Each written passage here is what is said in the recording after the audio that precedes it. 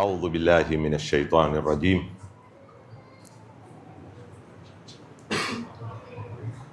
بسم الله الرحمن الرحيم. ولا حول ولا قوة إلا بالله العلي العظيم. صلى الله عليك يا مولاي يا رسول الله وعلى آلك المظلومين. صلى الله عليك يا مولاي يا أبا عبد الله ويا قتيل كربلاء ويا مقطوع الرأس من القفا ويا مسلوب العمامة والردى. طبتم والله وطابت الأرض التي فيها دفنتم. يا ليتنا كنا معكم ونسير على هداكم فنفوز فوزا عظيما. إنا لله وإنا إليه راجعون. وسيعلم الذين ظلموا آل محمد أي منقلب ينقلبون. والعاقبة للمتقين ولا عدوان إلا على الظالمين. سماحة الدكتور الخطيب، السادة العلماء، wazee wangu, ndugu zangu, assalamu alaikum wa rahmatullahi wa barakatuh. Adhamallahu ujurana wa ujurakum bimusabina bi abi Abdillahi al-Husayn salawatullahi wa salamuhu alayhi.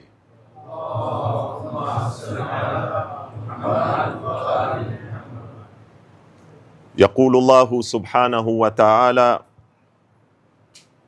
الذين قال لهم الناس إن الناس قد جمعوا لكم فاخشوهم فزادهم إيمانا وقالوا حسبنا الله ونعم الوكيل. فانقلبوا بنعمة من الله وفضل لم يمسسهم سوء واتبعوا رضوان الله والله ذو فضل عظيم. صدق الله العلي العظيم. اللهم صل على محمد وآل محمد. Kwa mara nyingine tukiwa katika mwaka wa 1447 Hijria, Mwenyezi Mungu Subhanahu wa Ta'ala ametupatia taufiki kuwa tuko hai, afya na uzima, na tukabahatikiwa kurudi tena katika madrasa ya Abi Abdillahi al-Husayn salawatullahi wa salamuhu alayhi. Salli ala Muhammad wa ali Muhammad. Kusimamisha majalis kama hizi za Muharram sawa kwa mchango wa aina yoyote, kuzungumza, kuhudhuria, kusikiliza, kuchangia, kupanga na kila aina ya jambo ambalo litaingia katika kuchangia kusimamisha majlis kama hizi. Kitu cha kwanza ni ibada, kabla ya jambo lingine lolote. Ni taklif, kabla ya kuangalia tutapata faida gani hapa duniani, kwa sababu maimamu wametuamrisha ahyu amrana. Maimamu wametuambia tukae, atajlisuna watatahaddathun. Kwa hivyo mujarradi wa kukaa, haijalishi twafanya nini, anayezungumza azungumza nini, kinachozungumzwa kinatusaidia nini. Hudhuruka, uwepo wako, kuhudhuria kwako katika majlis kama hii ni taabudan lillahi subhanahu wa ta'ala. Allahu akbar, Allahu akbar. Na huu ndio wanaotakikana kwanza uwe msukumo wetu wa kuja katika majlis kama hizi. Pili, katika majlis kama hizi ni kuongeza nguvu imani yetu na kujadidisha msukumo wetu wa kidini ambao utaweza kuchangia mabadiliko katika maisha yetu ya hapa duniani. Msingi wa kwanza waangalia maisha yetu ya akhira, kwa sababu tukiingia katika ibada tunazungumza masala ya thawabu, tunazungumza masala ya pepo na moto. Tatu, tunaelimishana,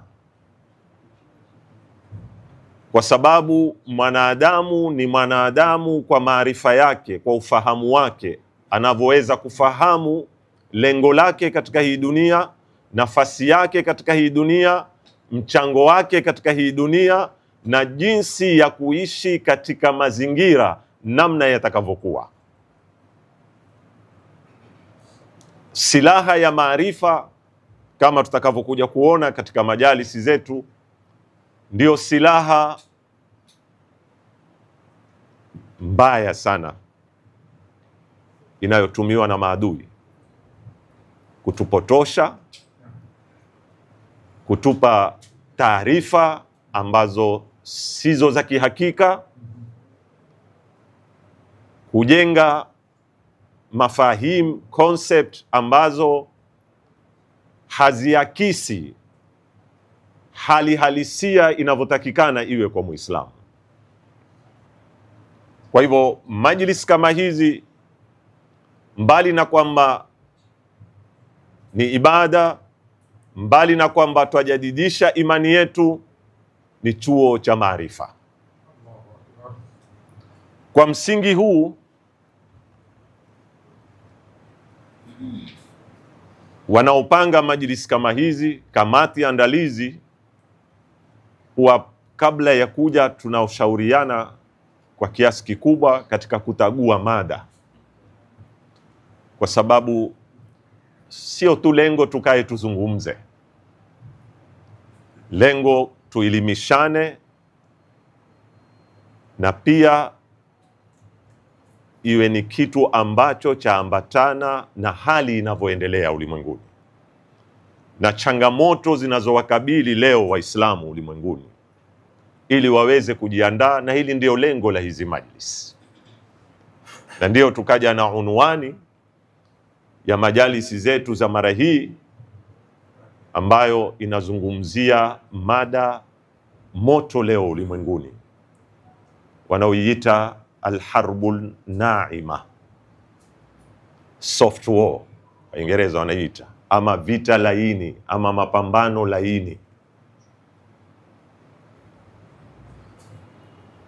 Na insha Allahu taala ni mada ndefu, lakini kwa uwezo wake Mwenyezi Mungu tutajaribu katika majlis 8 kuweza kumulika yale mambo muhimu ambayo yaweza kuwa ni ufunguo wa kutufanya sisi twende tukasome zaidi kuhusu mambo haya. Na kuna vitabu vingi vimeandikwa kwa lugha tofauti.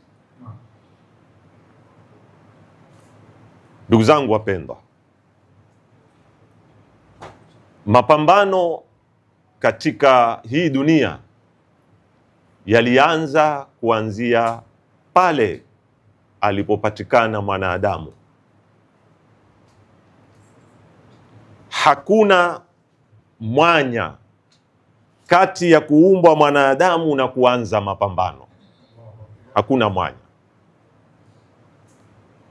Na kwa maelfu ya miaka ambayo kila mtu atoa hesabu zake, kutoka aanze mwanadamu mpaka leo, mapambano yaendelea. Na kwa miaka itakayokuja ambayo Mwenyezi Mungu Subhanahu wa Ta'ala ndiye anayeelewa ulimwengu utaenda mpaka wapi, tutaendelea katika mapambano mpaka kuhatimishwe ulimwengu, yafungwe mapambano hayo na imamu zamani na ajjalallahu ta'ala farajahu sharif. Salawat Allahumma salli ala Muhammad wa Kwa hivyo kitu muhimu ambacho tunataka tukiondoe kwenye akili yetu tukiwa katika maisha ya dunia ni kwamba kuna wakati tutaishi bila mapambano. Hii nataka tutoe kwenye akili yetu, kwa sababu ni kinyume na sunna na kanuni ambazo Mwenyezi Mungu ameuumba ulimwengu. Wakati mwingine tunachoka, wakati mwingine tunalemewa, wakati mwingine akili inashindwa kufasiri matokeo yanayoendelea, inatupelekea sisi katika hali ya kuvunjika moyo, ya yas. Na sisi peke yetu, hata nyuma Qur'ani imeturukodia, hata yaqula ar-rasulu walladhina ma'ahu mata nasrullah. Ile suala ya mata nasrullah si suala ya kuuliza kitu, ni suala ya kudhihirisha hisia ya uchofu,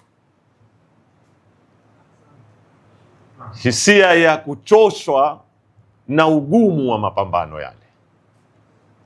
Na ndio utaona katika Qur'ani na katika Uislamu sunna tabia ya sabr imepewa kipawa mbele baada ya imani. Bali msingi wa imani ni nini? Ni subra.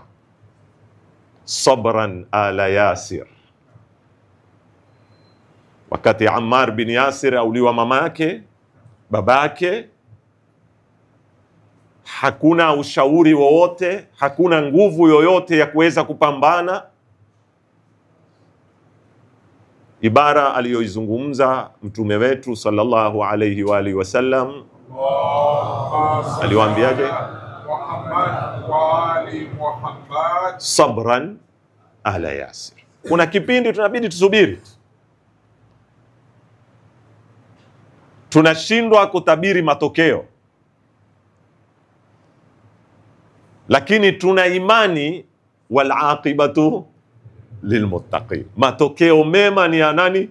Wacha Mungu. Na ndipo pale tunaposema inna lillahi wa inna ilayhi raji'un wa sayalamu alladhina zalamu ala Muhammadin ayya munqalabin yanqalibun. Tunamaliza vipi? Wal aqibatu, mwisho, the end, lazima tutafikia katika ushindi wa imani na Uislamu. Si ushindi wangu mimi na wako, si lazima tushinde sisi. Na itakuja ile siku, wa nuridu an namunna ala alladhina stud'ifu fil ard wa naj'alahum a'imma wa naj'alahum alwarithin. Itakuja. Mapambano yalianza kwa baba yetu Adam alayhi salam na Ibilisi. Kianza tu maumbile, chuki, hasad, kibri. Vitu hivi mkiviona mwaona vitu vidogo sana, lakini umwagikaji damu wote unaoendelea ulimwenguni leo, uharibifu unaoendelea ulimwenguni, misingi yake ni nini? Kibri, hasad, chuki. Huu ndio msingi wa mapambano, msingi wa maadui. Haikuishia hapo. Watoto wa baba yetu Habila na nini na Kabil, ikamwagwa damu ya kwanza katika hii dunia. Msingi wake ni nini? Hasad. Kwa nini wewe umekubaliwa kurbani yako, mimi sikukubaliwa? Bas. Kwa nini wewe umefaulu, mimi sijafaulu? Kwa nini wewe uweko mbele kama sisi? Kwa nini wewe umiliki teknolojia kama sisi? Kwa nini wewe utengeneze madawa kama sisi? Kwa nini wewe? Kwa nini wewe? Kwa nini wewe? Ndio msingi wa mapambano yote haya.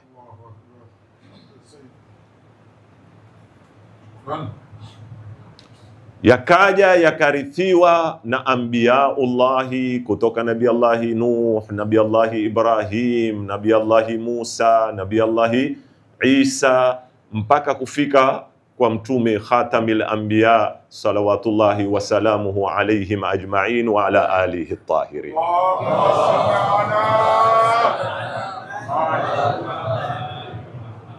Hayakuishia hapo,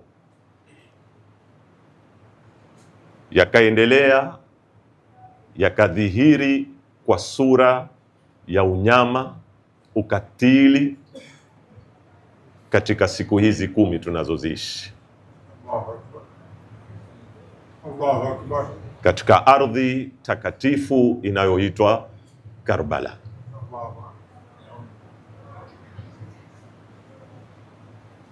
Na kawaida ya mapambano yanakuwa na pande mbili. Kuna timu ya haki ya uadilifu inaongozwa na mbingu na mafundisho ya Allah subhanahu wa ta'ala. Kuna na timu ya batil ya udhalimu ya unyanyasaji inaongozwa na maadili ya Ibilisi. Na ndio utaona mahali popote ukikuta batil, ukikuta udhalimu, ukikuta unyanyasaji, tafuta nyuma ya pazia kazi ya Ibilisi. Nasi ya aya iko wazi. Tizama tu wakati ndugu zake Nabii Allah Yusuf walivyomfanyia udhalimu ule waliomfanyia, siku walipokuja kukutana baada ya miaka, alisemaje? Huyu alikuwa ni nani? Ni shetani, ndiye alitufikisha tukakufanyia yale tuliyokufanyia. Timu hizi zote mbili kwa ajili ya sunna ya mtihani wa Mwenyezi Mungu katika hii dunia, Mwenyezi Mungu amewapa pande zote mbili mbinu, upangaji, vitimbi, kama anavyosema Mwenyezi Mungu, innahum yakiduna kaidan wa akidu kaida. Haimaanishi wewe kuweko upande wa haki, ama wewe kuweko upande wa uadilifu, ama wewe kuweko upande wa Allah, kwamba nyinyi upande wenu ndio upande wenye akili peke yake, ndio upande wenye ushindi peke yake, ndio upande wenye maendeleo peke yake. La, upande huu wa pili, ili mtihani utimu, pia nao ni upande una nguvu. Na kila sehemu wanapanga mipango yao, wanatengeneza mbinu zao mpya. Na ndio utaona mapambano haya katika msururu wa kihistoria yamedhihiri kwa kila aina. Ukiyasoma kila aina, mara yanakuja mapambano ya kijeshi, ya silaha, ya kutumia aina ya silaha za kizamani, yakaendelea yakaingia kwenye bunduki, mabomu, ndege, vifaru na kila aina.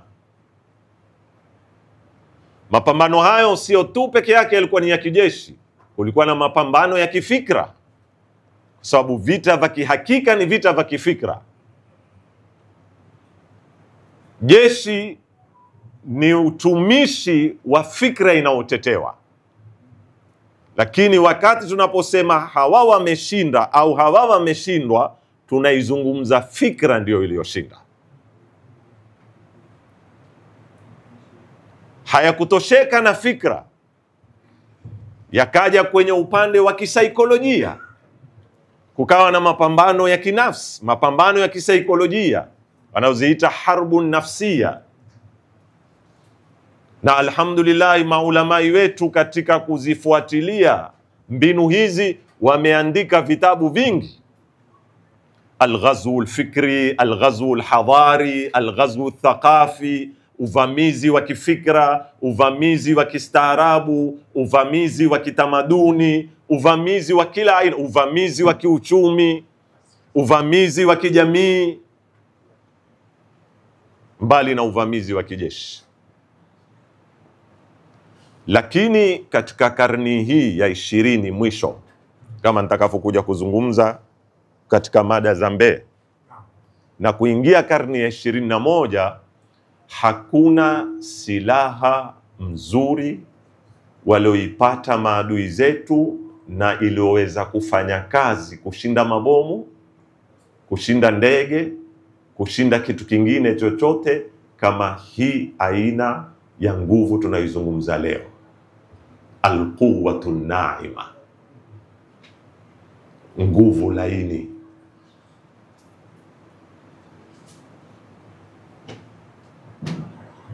Na haya yalikujaje?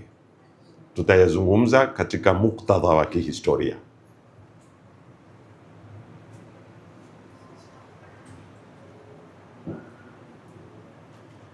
Mtume Muhammad sallallahu alayhi wa sallam,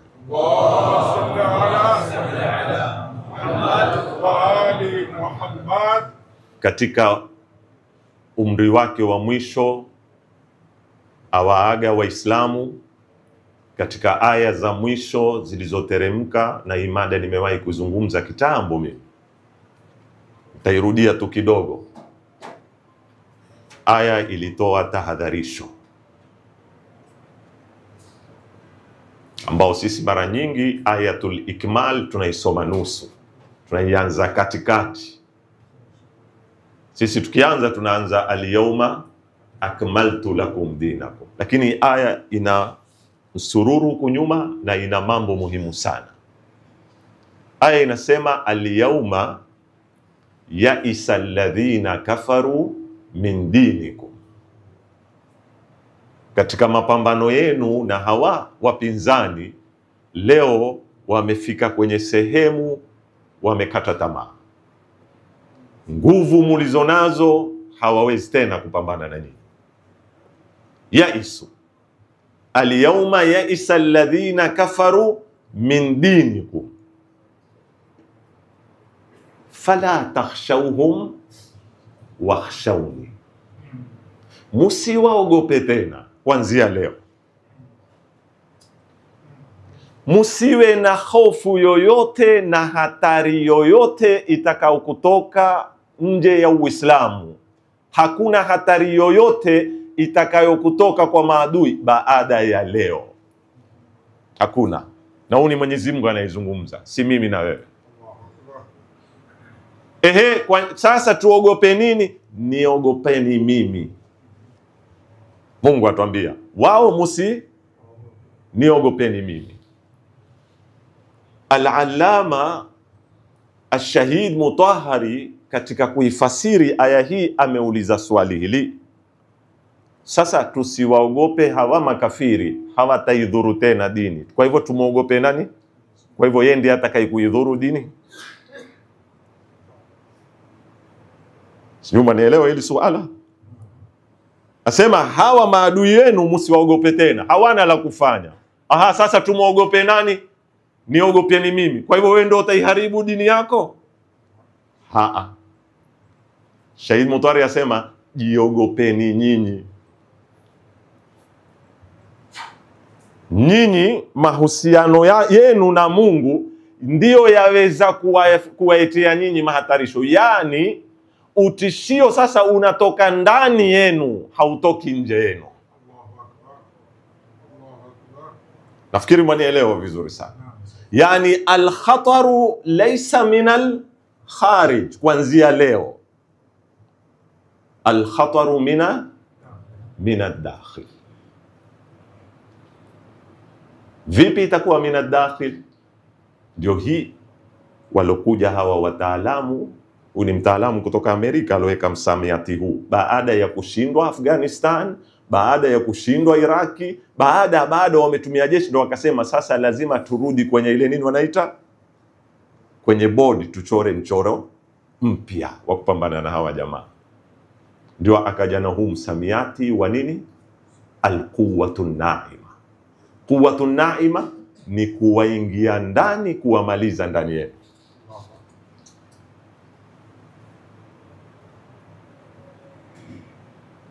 Na tizameni leo nyinyi,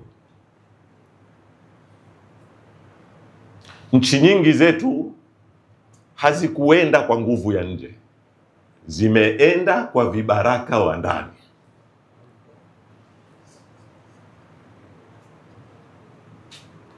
Sudani leo watu nafikiri wame concentrate na Gaza na Irani, lakini Sudani leo mauaji yanayoendelea, vita vinavyoendelea, watu hata hawazipitii kwenye habari. Kinachoendelea Sudani ni nini? Wenyewe kwa wenyewe. Player wa nje wateza nini? Behind the, nyuma ya pazia tunasema. Somalia miaka mingapi sasa? Kutoka 1992 mpaka sasa tuko 2025. Hakuna anayeuliza. Watu wote Waislamu, watu wote dini moja, taifa moja. Angalau kuna kwingine utasema sijui kuna Mkurdi, kuna Mwarabu, sijui kuna mnani, wote wa Somalia. Libya leo ikoje?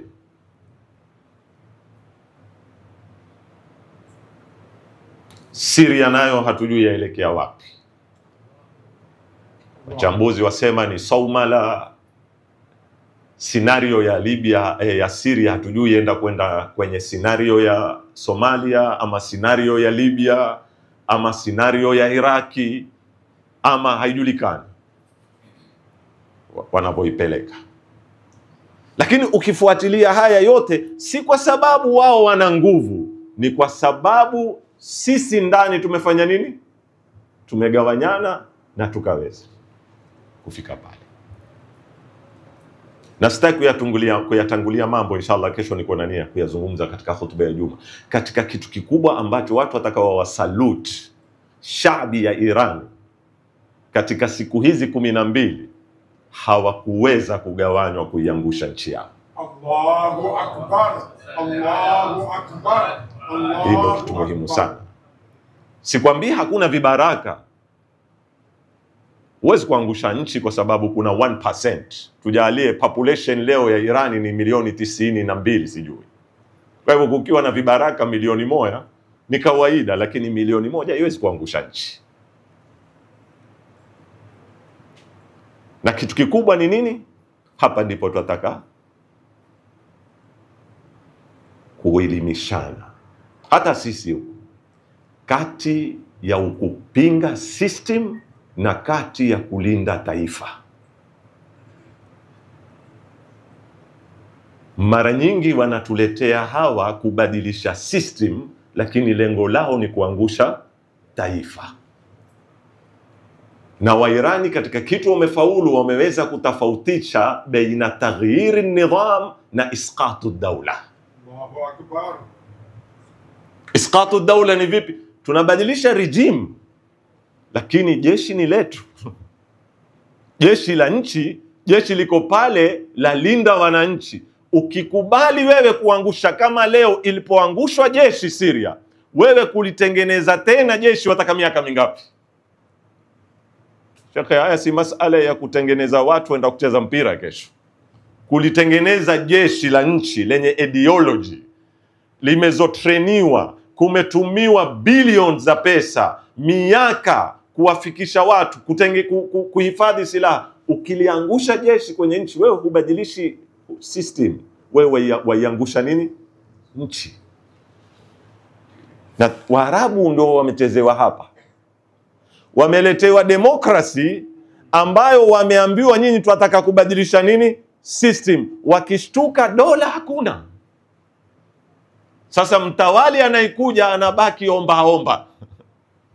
Kama mnavyomuona leo Ahmad Shara.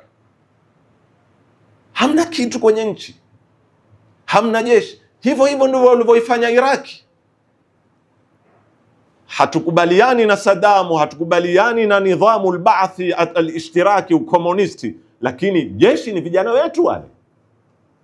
Wale ni kutoka kwenye rejimu. Kwani sasa hivi tukifanya uchaguzi kwenye nchi sisi tukabadilisha watawala, tunabadilisha jeshi? Jeshi ni yule anayetawali ndo analipeleka nini? Jeshi. Na hakadha uchumi. Na ndio pia hata sisi huku tusijione tuko mbali. Hata kama tutakuwa na upinzani na serikali zetu, tutakuwa nini na pale, lakini tusikubali kuingizwa katika mikakati ya kuliangusha taifa. Hata kama regime tunakuwa na question mark nyingi, tunakuwa na malalamiko, tuna vyombo vya kuweza kubadilisha. Isitoshe, sio peke yake kuangusha jeshi. Inaosimamisha nchi moja ni nini? Alhawiya, identity, culture yako, identity ya kiculture yako. Watu wamebadilishwa. Jana walikuwa ndani ya nyumba moja, watu wanaoishi Iraki wanajua mambo haya, na watu waliotembea Iraki wanajua. Ndani ya familia moja kuna madhahabi tofauti, watu wameoana. Baina ya wiki na wiki nyingine watu wanauana.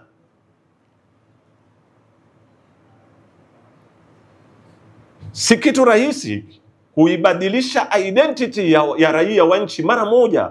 Unamfanya mtu anamuona mtu adui yake na yuko tayari kutoa bunduki. Mtu leo tumeishi katika nchi, tuko dini mbalimbali, Waislamu, Wakristo, tunafanya kazi pamoja, tumesoma pamoja mashuleni, tumecheza mpira pamoja. Mara tu baada ya muda wewe wabadilishwa fikra, wamuua mwenzako. Ukiulizwa ni nini? Nafikiri wiki iliyopita mumeimuona ule jamaa alikwenda kujilipua kwenye kanisa Syria. Hakukuwa na mambo haya Syria, na yatarajiwa yatatokea kwa hali kubwa zaidi kama ilivyotokea Iraq, na yatatoka kwenye makanisa, yataingia kwenye misikiti. Hili ndio unaambiwa wewe unaangusha taifa, kwa sababu taifa ni culture yake, taifa ni uchumi wake, taifa ni history yake. Leo historia ya Iraki iko wapi?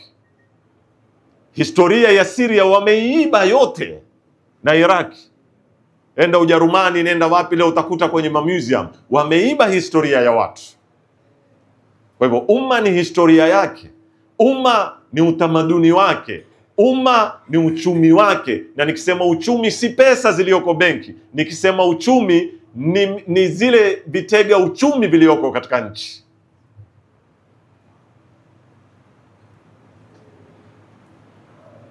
Kabla ya vita vya Gulf, pesa iliyokuwa na nguvu ulimwenguni kwa kadri ninavyojua mimi huku Middle East ni pesa tatu. Inashinda dola: Kuwait, Oman na Iraq. Kama sikukosea, dinari ya Iraq ilikuwa dola 3. Dinari moja ya Iraq ilikuwa dola 3. Sasa hivi hata sijui imefika laki ngapi. Laki, sikwambii mambo ya shilingi 1000 wala 200 wala 300. Wewe unazungumza laki. Dola 100, sijui mimi mara ya mwisho nilipoenda Iraki, dola 100 laki 4 sijui na 1040 sijui. Laki 4 na 1040 dinari kwa dola 100.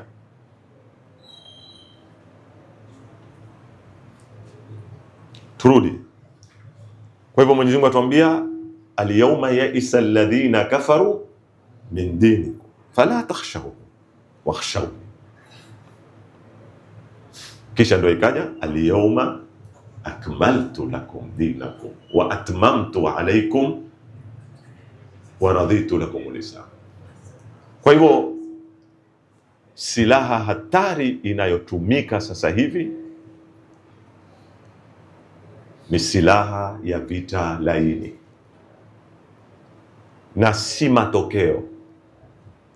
Imekaliwa na wataalamu wa kisaikolojia, wa kisiasa, waliosoma culture za nchi za Kiislamu, wanaojua zile zinaoitwa mawatinun hasasa, sensitive places. Mishipa ipi wakipiga watu wataanza kudance. Wanajua vizuri sana, wanatujua mpaka ndani ya mitaa tofauti zetu zikoje na wapi waweza kucheza kikabila, kiutaifa, kimadhahabi, kidini, kila aina, kitabaka. Wajua. Na ndio tuna haja kubwa kuvisoma vita hivi. ambao mimi nimeweka takriban topic 8 hizi ama 7. Leo ni ya kwanza ni introduction. Kwanza tukisema vita laini tunamaanisha nini? Pili, vita hivi katika muktadha wa kihistoria ziliendaje? Zilianza wapi? Ni nani alianzisha? Na kwa nini zilianzishwa? Na zilikuwa zinalenga nini? Tatu, malengo ya vita hivi ni nini? Malengo yake ni gani? 4, tools, adawat, wanatumia nyasila gani kutekeleza vita hivi? Sababu hivi hakutumiwi ndege wala mabomu wala bunduki wala nini. Kuna silaha zake. Ni zipi silaha zake? Tuzijue vizuri sana, hususan vijana, na mtakuja kuona katika chombo hatari kinachotumika katika vita hivi ni social media.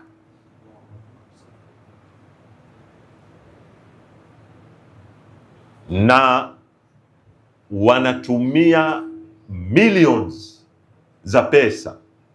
Wametengeneza majeshi ambayo wamejibandika majina sio yao.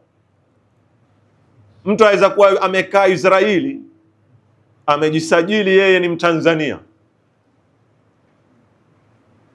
Mfano yeye ni Mtanzania bara.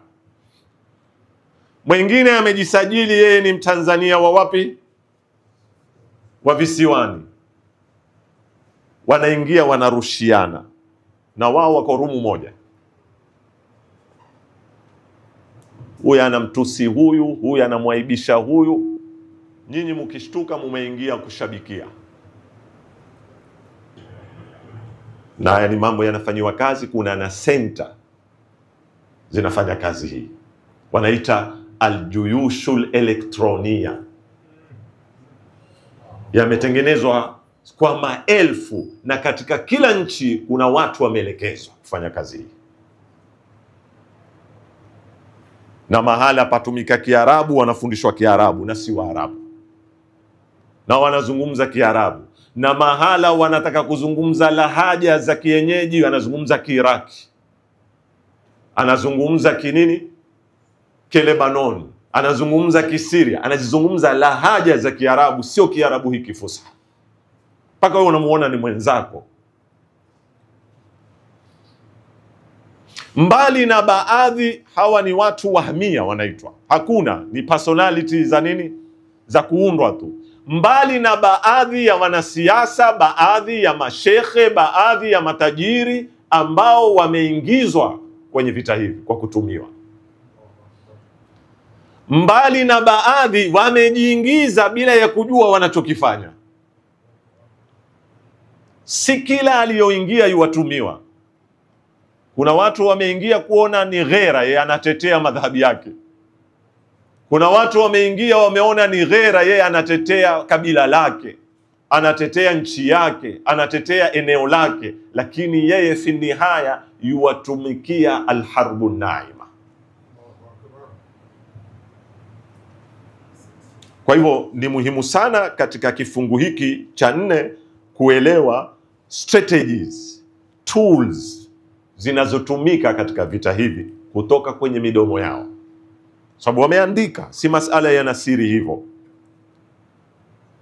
Nukta nyingine tutazungumzia nyadhifa zake. Vita hivi zinafanya nyadhifa gani? Kazi gani inatakikana ifanywe na vita hivi?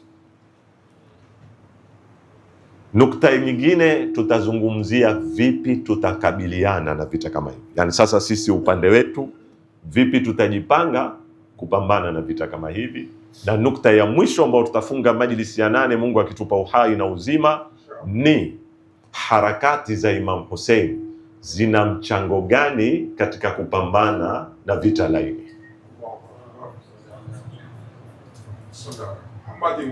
Allahumma salli ala Muhammad wa ali Muhammad.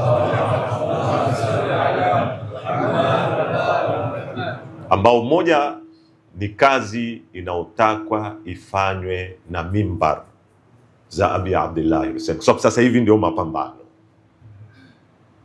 Na ndio Maulamai wetu wametoa msamiati, siku hizi wanaita jihadu tabiyin.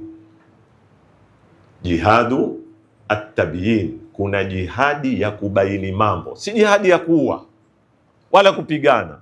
Kila aliyemsomi, na si shekhe peke yake, kila aliyemsomi, kila aliye educated, ambaye aweza kufahamu na kuyasoma mambo na yanavyoendelea ulimwenguni, ni jukumu lake sasa hivi kuyabaini mambo yalivyo,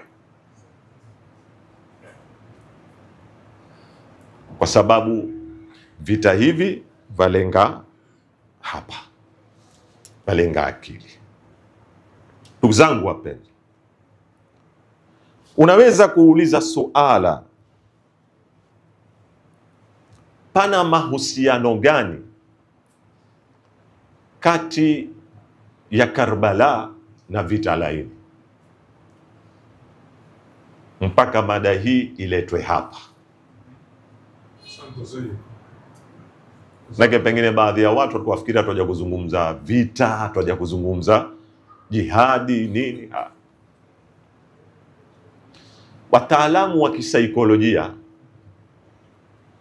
wataalamu wa kijeshi, kutoka yule Mchina alioandika kitabu, sijui Kiingereza chaitwaje, Kiarabu anakiita Fannul Harb, the art of nini sijui, of war kama sikukosea. Ndio kitabu hata hii fikra ya inaoitwa Allahumma salli ala Muhammad wa ali Muhammad, inaoitwa at-takhtit al-istrategi, strategical planning, imetolewa kwenye kitabu hiko. Jina lake gumu, wajua majina ya Kichina mpaka ufanye mazoezi kuyatamka. Ameizungumza hii fikra nitakao kuizungumza, na wataalamu wengi wanasema vita vya kijeshi, mshindi ni yule ambaye ataweza kufaulu kumhakikisha mpinzani wake ameshindwa kabla hajaingia kwenye vita. Sawa? Katika vita vya kijeshi, si una mabomu mangapi, si una ndege ngapi, haitoshi. Ni vipi utamtayarisha mpinzani wako kisaikolojia, kimaana, uwe umemshinda kabla hajaingia kwenye vita.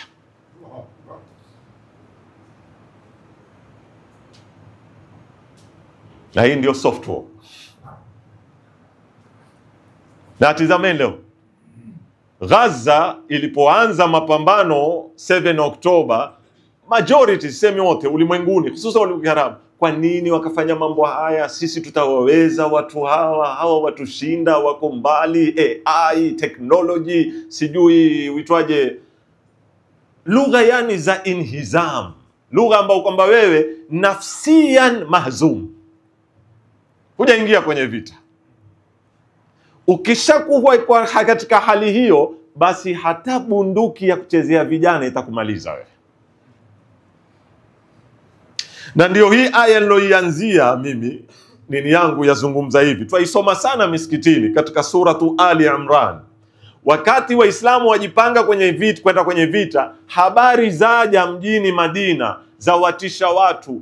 Watu wamekusanyika wengi, hamwezi kupambana nao, wana ndovu, wana ngamia, sijui wamebeba nini, mutamalizwa tu nyinyi. Alladhina qala lahumun nas inna an-nasa qad jama'u lakum fakhshawhum fazadahum imana wa qalu hasbunallahu wa ni'mal wakil. Hii yazungumza kumtayarisha mtu kabla hujapigana naye. Na utawala ambao Imam Hussein aliopambana nao uliweza kufaulu kiasi kikubwa kuwatayarisha Waislamu kwamba huu ni utawala hatuwezi kupambana nao, lazima tutasarenda. Na ndio wakawa, ukiangalia nenda ukasome wale wote waliokuwa wakimpenda Imam Hussein, sikwambii maadui, waliokuwa wanampenda Imam Hussein walipokuwa wakimnasihi wakati aanza safari yake, walikimwambia nini?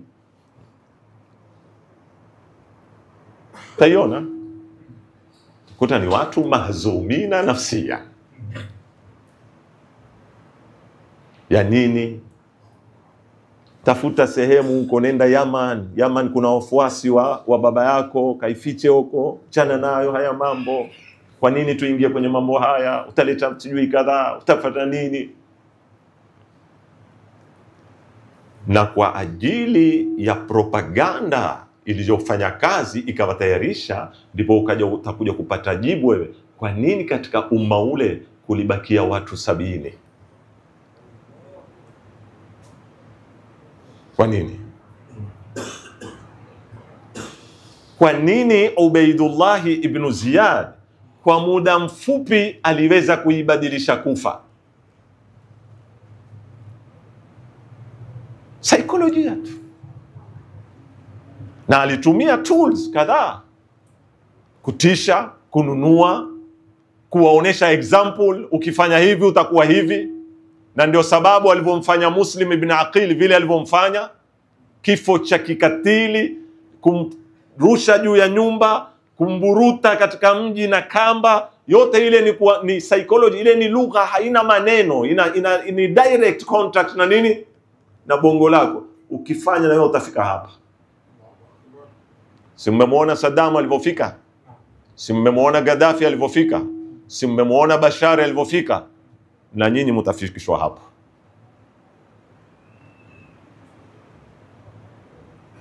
Maiona hiko. So wewe ukirudi katika mapambano ya Karbala, usiyatizame katika yaumul ashir. Ile siku ile ilikuwa ni ya kumaliza vita. Vita vishapiganwa kitambo. Vita vishapiganwa. Istoshe kumbadilisha mbuzi kumvisha nguo ya fisi, moja katika software. Unambadilishia mtu maadui na marafiki. Waarabu wana usemi wasema, ukitaka kumuua mbuzi ama kondoo usilaumiwe, kwanza mvishe ngozi ya nani? Ya fisi. Uwakinaishe watu huyu ni fisi, alafu utamuua tu, watakutizama. Nafikiri mwanaelewa nalenga wapi. Ukitaka kumuua kondoo na kusitokee fujo katika mji kwamba wewe wamuonea na hana hatia, kwanza fanya kazi ya kumbadilisha kondoo aonekane ni nani? Ni fisi. Ukiweza kuwakinaisha watu kwamba huyu ni fisi, siku ya kumuua watakusaidia hata kukupatia kisu.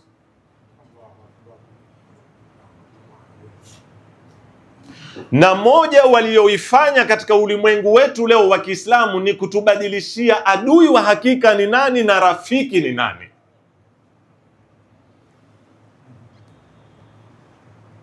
Katika karni ya 20 twajua mapambano yetu kutoka 1948. Kutoka 1948 adui wa kihakika aliyekuja Arabuni akavamia ardhi za Waislamu, akavamia sehemu takatifu za Kiislamu ni Mzayuni. Lakini hawa wakiungana, Waislamu wa Arabu wakapambana na huyu Mzayuni, watammaliza. Na wote wameshajengeka kiitikadi kwamba huyu ndiye adui, huyu ndiye alituua, huyu ndiye aliotufukuza kwenye ardhi zetu, huyu. Rudia history. Tuwatengenezee adui mwingine.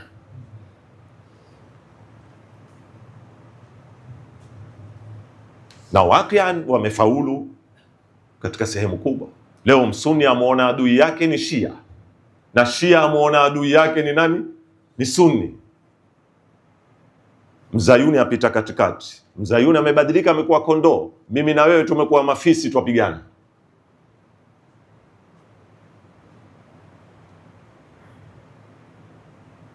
Leo utaona kila mahala kumetengenezwa adui wa bandia. Sasa propaganda za Kibani Umayya waliweza kumtengeneza Imam Hussein, ambaye watu walikuwa wakimwona ni mjukuu wa Bwana Mtume, ni imamu, ni mtakatifu, wakamtengeneza kwamba ni muasi, na kwa fatwa ya babu yake anafaa auliwe. Na kukaja kukatengenezwa na hadithi na wanazuoni wakazipigia debe, na ikaja ikaambiwa kutila bisaifi jaddi, alistahili auawe yeye. Kwa nini kwenda kugawanya Waislamu? Kwa miaka 1400 tumebaki tuatetea Imam Hussein alikuwa sawa ama hakuwa sawa. Hebu niambie wewe mwenyewe, kwa mtu mwenye akili timamu bila ya mirengo, ukimweka Imam Hussein na Yazid, kuna mjadala nani yuko sawa? Kuna mjadala? Hebu leo ukimweka Netanyahu na Sinwar, ama na sitaki kukupeleka huku kwetu, ama aitwaje huyu aliyeuawa Teherani, huyu mkubwa wa Hamas, Ismail Hania, pana mjadala wa kutafuta mtu mkweli na mrongo na mbatili na nani? Pana mjadala hapo? Waislamu wamewekwa miaka 1400 watunga vitabu kujibizana ni nani alikuwa sawa, ni Imam Hussein ama ni Yazid?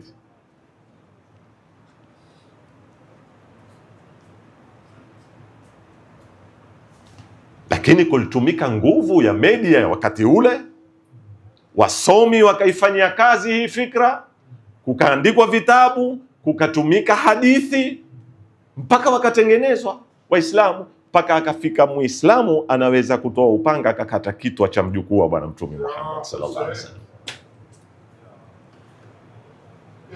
Kwa hivyo vita vya Karbala havikuwa ni vita vya kijeshi, vilikuwa ni vita vya kisaikolojia, ilifanya kazi, na kama tutakavyokuja kuona ni vita watu walitayarishwa kupitia ambao leo utaziita ni software, na tukaweza kutengenezwa katika umma wa Malaki, kukabaki watu 73 waitetea haki, na leo katika umma wa mamilioni kumebaki kikundi ndio chatetea Masjidul Aqsa na Falastini, na wengine wote wambadilika wanakuwa washangiliaji. Na si tu washangiliaji kwamba halikufika lile bomu, ni drama.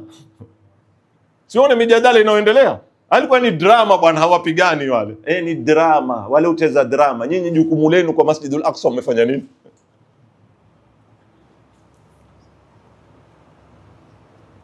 Mijadala mpaka wale maanalyst manani, ukiingia kwenye vyombo vya habari mpaka utashangaa watu wana discuss kwamba imedestroyiwa ile nuclear, haikudestroyiwa. Haya mabomu yaliyopigwa Qatar yalifika, haya yamenyakwa yote. Ndiyo, yamenyakwa yote. Nyinyi mmefanya nini mpaka sasa? Inaitwa tarafun fikri, upuzi wa kifikra. Ni kama jamaa wale walokaa, nimalize muhadhara wangu wa leo, jamaa walikaa wavivu ndani ya nyumba, family mzima wavivu kweli, hawaamki mpaka waambiwe chakula tayari ndo waamka mbio. Ikafika usiku, wakati wa kufungua mlango, nani atainuka kufunga mlango? Wakajadiliana, hawakupata suluhisho. Wakasema basi tutanyamaza, atakayekuzungumza ndiye atakayekufunga mlango. Kukaingia mwizi akabeba kila kitu, wakawa wamenyamaza, kwa sababu kila mtu akizungumza itabidi yeye ndo akafunge nini? Mlango. Alipokuwa yuachukua kitu cha mwisho cha muhusu mmoja na kwake ni thamani, akashindwa kuvumilia, akasema jamaa anachukua mali yangu. Wale wote kainuka kumwambia utafunga mlango wewe. Badali watoke kwenda kulinda mali yao, yule amezungumza tu, jamaa huyo yuatuibia, aambia utafunga mlango ni wewe. Hamuioni picture hii ndio iliyoko leo katika ulimwengu wa Kiislamu?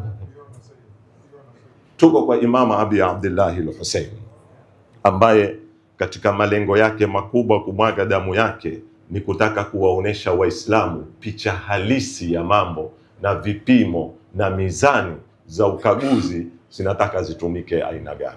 Mwenyezi Mungu Subhanahu wa Ta'ala atatujalia siha na afya, na kuanzia kesho, ili kwa ni introduction, kuanzia kesho kwa muda wa siku 7 kwa uwezo wake Allah Subhanahu wa Ta'ala tutajaribu kutembea na hii mada walhamdulillahi rabbil alamin wa sallallahu ala sayyidina Muhammadin wa alihi at-tayyibin at-tahirin.